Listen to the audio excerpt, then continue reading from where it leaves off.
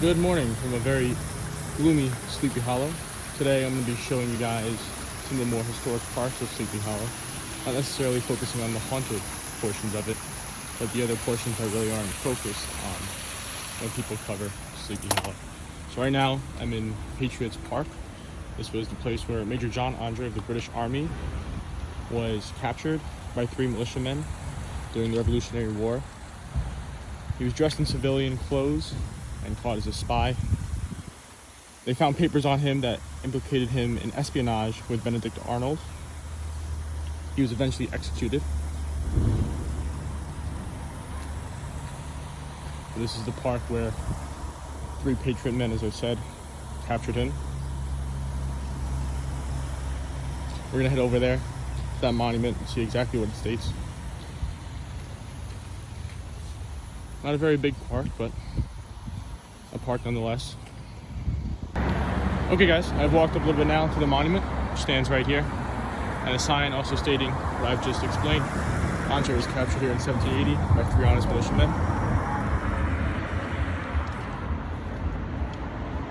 A quote here from George Washington. Here's the monument. On the top there it says, "The statue, the gift of John Anderson, a citizen of Tarrytown, we placed here September 23rd, 1880.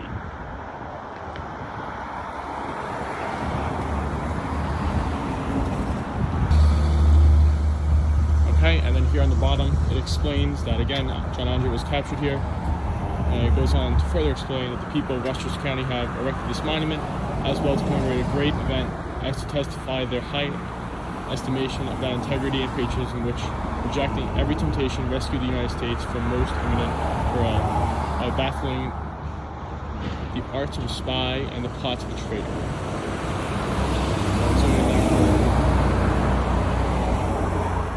There you go. So it just explains again that John Andre was captured here, who was working with Benedict Arnold. On the other side here, it again explains that Major John Andre was captured, and nothing on the rear. Pretty cool. Okay guys, so if we look behind us from the monument here, we can see Edward Hardin's mansion. There it is right there. Edward Hardin was a Chicago Tribune reporter who broke the story of Admiral George Dewey's victory in the Battle of Manila Bay. He allowed part of that home to be used for a new kindergarten that was the first Montessori school.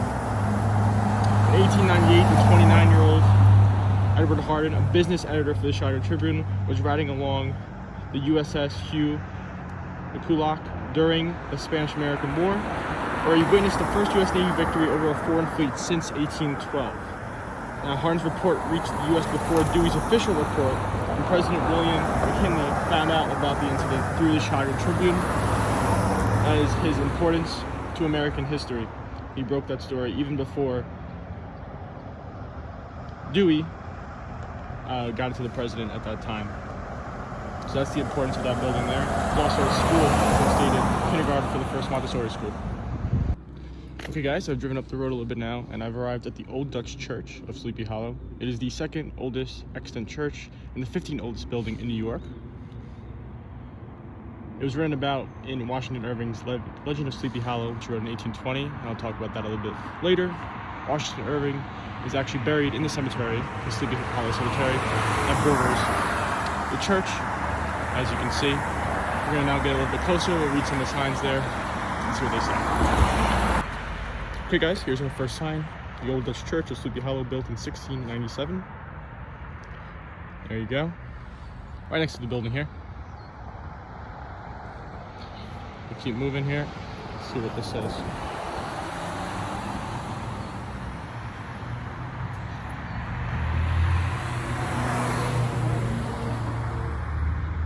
Looks like it's thanking whoever restored the building. And that is directly in front of the building here.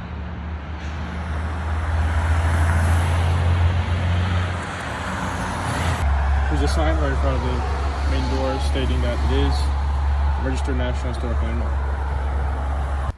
Unfortunately, the doors are not open, but we could get a little look inside from the side windows here. Not the greatest view. Like I said, the doors are unfortunately locked. Okay guys, we have arrived at the Philipsburg Manor House. Frederick Phillip, who was a merchant, originally built the house. It was used by British General Sir Henry Clinton in 1779, where he wrote Philipsburg Proclamation, which declared all Patriot-owned slaves free and blacks taken prisoner while serving the Patriot force would be sold in slavery. Phillips built a facility not far from here, from the 52,000 acre charter which he received from the British Crown. He built the facility as a provisioning depot for the family Atlantic sea trade and as headquarters for a worldwide shipping operation. So right now the manor is closed for renovation.